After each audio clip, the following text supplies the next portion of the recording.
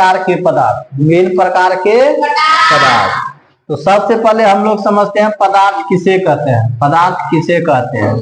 तो पदार्थ जो कहा जाता है कि वह वस्तु जो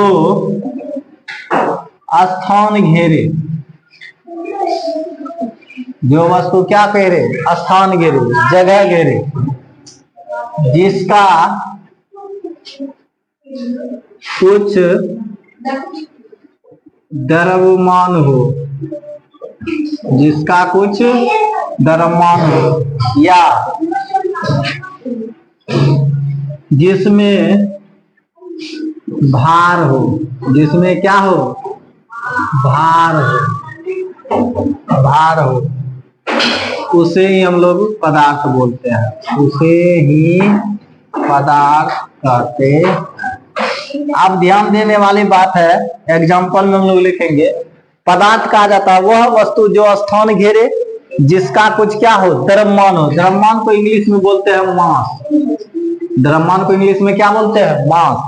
जिसमें भार हो या जिसका कुछ भार हो। भार मतलब होता है वेट। भार मतलब क्या होता है? वेट। भार और द्रव्यमान दोनों अलग अलग चीज है। भार और द्रव्यमान क्या है? दोनों अलग अलग चीज है। ये हम लोग जो है ना 9th क्लास में समझेंगे भार और द्रव्यमान क्या है। द्रव्यमान होता है पदार्थ की मात्रा। द्रव्यमान कहते हैं किसकी मात्रा? पदार्थ की मात्रा को क्या कहा जाता है? द्रव्यमान। तो वह वस्तु जो स्थान घेरे, जिसका कुछ द्रव्यमान हो और जिसमें क्या हो? भार हो, उसे ही हम लोग क्या बोलते हैं? पदार्थ बोलते हैं। क्या बोलते हैं? पदार्थ। एग्जाम्पल में जैसे तुम लोगों का किताब है, किताब जगह छेकता है, किताब भी क्या है? पदार्थ है। जैसे एग्जाम्पल में हवा, हवा भी जगह छेकता है, यह भी क्या है? पदार्थ है। गैस, हम लोग गैस, जैसे घर में गैस सिलेंडर है ना, तो गैस भी तो जगह छेकता है, तो गैस भी एक प्रकार का क्या है? पदार्थ है। कोनो गैस रे, पानी भी जगह छेकता है, तो यह भी क्या होगा? पदार्थ है। तो आदि लिख देते हैं। ऐसा बहुत सारा है, ऐसा बहुत चीज है ना। इसके बाद हम लोग देखते हैं पदार्थ। पदार्थ किस किस अवस्था में पाया जाता है? तो पदार्थ की मूल अवस्था, पदार्थ की मूल अवस्था। तो पदार्थ की मूल अवस्था जो होता है वो 3 गो होता है। कितनी होता है? 3। यदि कोई पूछे पदार्थ की मूल अवस्था कितनी होती है तो क्या बोलना है? 3। पहला का नाम है ठोस, पहला का नाम है, दूसरा का नाम है द्रव, और तीसरा का नाम है गैस। तो जनरली इसी 3 कैटेगरी में पदार्थ पाया जाता है, या तो ठोस अवस्था, या तो द्रव अवस्था, या तो गैस अवस्था। लेकिन यदि पूछे पदार्थ की अवस्था, यदि क्या पूछे रे? पदार्थ की अवस्था, तो पदार्थ की अवस्था जो होता है, पहला बताए ठोस, दूसरा बताए द्रव, तीसरा बताए गैस, और चौथा भी होता है। चौथा अवस्था को कहते हैं प्लाज्मा। चौथा को क्या कहा जाता है? प्लाज्मा अवस्था। और 5वां अवस्था भी खोज हो चुका है, जिसका नाम है बोस-आइंस्टाइन कंडेंसेट। बोस-आइंस्टाइन कंडेंसेट। तो 5 अवस्था। यदि पूछे पदार्थ की अवस्था 1 2 3 4 5 नहीं हुआ? पहला ठोस, दूसरा द्रव, तीसरा गैस, चौथा प्लाज्मा, 5वां का है बोस-आइंस्टाइन कंडेंसेट। पदार्थ की अवस्था 5 गो है, लेकिन यदि पूछे पदार्थ की मूल अवस्था कै गो है तो क्या गो बोलना है? 3 गो। पदार्थ की मूल अवस्था कितना होता है? 3। कोई दिक्कत? पदार्थ की मूल अवस्था 3 होता है, ठोस, द्रव और गैस। तो बारी बारी से हम लोग पढ़ते हैं कि ठोस किसे कहते हैं, ठोस किसे कहते हैं। तो ठोस को इंग्लिश में बोलते हैं सॉलिड। क्या बोलते हैं? सॉलिड। तो ठोस पदार्थ कहा जाता है, परिभाषा होगा जिस पदार्थ का आकृति, जिस पदार्थ का आकृति और आयतन दोनों निश्चित हो, दोनों क्या हो? निश्चित हो, उसे ठोस पदार्थ कहते हैं, उसे ठोस पदार्थ कहते हैं। ध्यान दो।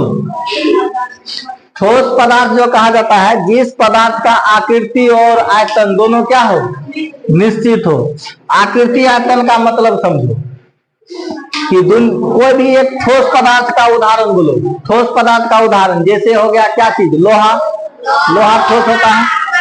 सोना चांदी का जो भी सामान बनता है ठोस होता है। पत्थर भी देखा है तुम लोग, पत्थर भी कैसा होता है, ठोस होता है, नहीं होता है रे। तुम लोगों का जो बेंच डेस्क जिस पे बैठा है ये भी क्या है, ठोस है।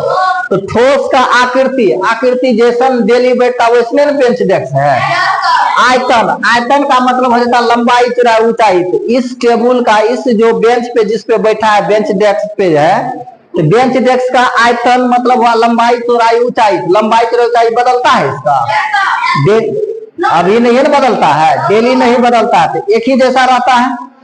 इसलिए आकृति और आयतन दोनों क्या होता है, निश्चित। तो जिस पदार्थ का आकृति और आयतन दोनों निश्चित हो उसे क्या कहा जाता है, ठोस पदार्थ। उसे क्या कहते हैं, तो ठोस पदार्थ। तो ठोस का उदाहरण हम लोग देखते हैं कि जैसे हो जाएगा ठोस पदार्थ का उदाहरण एगो बोलो, जैसे हो जाएगा कौन चीज, टेबल। उसके बाद ठोस पदार्थ का बोलो, पत्थर, और बोलो लोहा आदि लिख देते हैं। ऐसा बहुत सारा ठोस पदार्थ है। लकड़ी का भी चीज जितना बनता है वो भी कैसा होगा, ठोस में होगा। घर में होगा लकड़ी का कुर्सी पलंग सब कैसा होता है, ठोस होता है ना, कोई दिक्कत है इसमें। तो जिस पदार्थ का आकृति और आयतन निश्चित हो उसे क्या कहा जाता है, ठोस पदार्थ। दूसरा हम लोग पढ़ते हैं कौन पदार्थ रे, द्रव पदार्थ। द्रव को इंग्लिश में कहते हैं कौन चीज, लिक्विड। क्या बोलते हैं, लिक्विड। तो द्रव पदार्थ किसे कहते हैं, सुनो। द्रव मतलब हो गया जैसे पानी दूध, पानी दूध तेल देखा है सब घर में। तो बताओ द्रव पदार्थ का आकृति निश्चित होगा कि अनिश्चित, अनिश्चित। आयतन क्या होगा, निश्चित। तो ये परिभाषा बोलेंगे, जिस पदार्थ का आकृति अनिश्चित हो लेकिन आयतन निश्चित हो। आयतन क्या हो, आयतन निश्चित हो उसे द्रव पदार्थ कहते हैं। अब इसको बढ़िया समझो। द्रव पदार्थ, जिस पदार्थ का आकृति हो निश्चित, आयतन क्या हो, निश्चित हो, उसे क्या कहा जाता है, द्रव पदार्थ। जैसे एग्जांपल में समझते हैं पानी। पानी को जिस बर्तन में रखेंगे उसी आकृति का न होगा, नहीं होगा।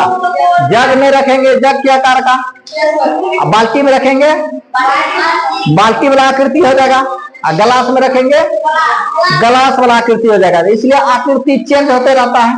पानी का जिसमें रखेंगे उसी आकृति का होगा। तो आकृति अनिश्चित हो गया लेकिन आयतन क्या है, निश्चित है।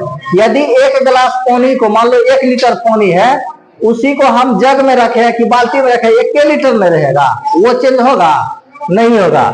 इसलिए कहा जाता है जिस पदार्थ का आकृति अनिश्चित, आयतन निश्चित हो उसे क्या कहा जाता है, द्रव पदार्थ। तो द्रव पदार्थ का उदाहरण हो जाएगा पानी, दूध, तेल, ये सब हो जाएगा द्रव का उदाहरण। इसका उदाहरण द्रव का। तो द्रव में कोई दिक्कत। अब तीसरा क्वेश्चन हम लोग समझते हैं। तीसरा टाइप कौन सा होता है, गैस। कौन होता है, गैसीय पदार्थ। तो गैस का न आकृति निश्चित होता है ना ही आयतन निश्चित होता है। तो गैस धीरे धीरे उड़ता है गैस। इसलिए बोलेंगे जिस पदार्थ का आकृति और आयतन दोनों अनिश्चित हो, दोनों क्या हो, अनिश्चित हो, उसे क्या कहते हैं, उसे गैस पदार्थ कहते हैं, उसे गैसीय पदार्थ कहते हैं। अब गैस का उदाहरण बहुत सारा है। जैसे हो गया एलपीजी गैस। कौन गैस, एलपीजी। तो एलपीजी गैस जो होता है, एक होता है सीएनजी गैस। एलपीजी गैस हमारे घर में जो गैस सिलेंडर देखा है ना, सबके घर में है। उसमें जो गैस बनता है जिससे खाना बनाया जाता है, तो वो कौन सा गैस है? एलपीजी गैस है, लिक्विफाइड पेट्रोलियम गैस।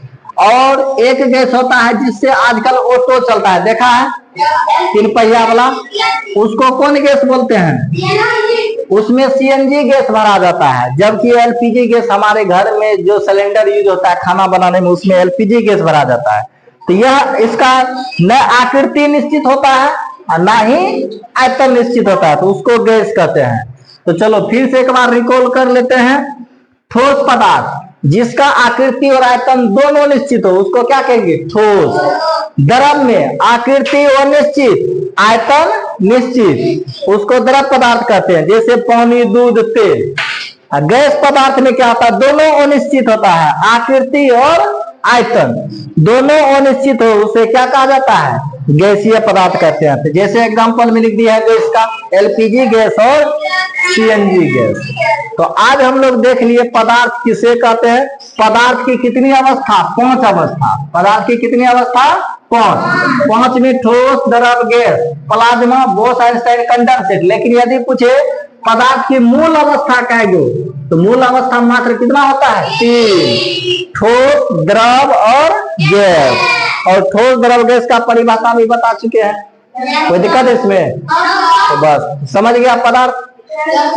तो आज एक एग्जांपल बोलो, जैसे बोलेंगे तुम लोग बताओ रे, कि पूछेंगे कि हम घी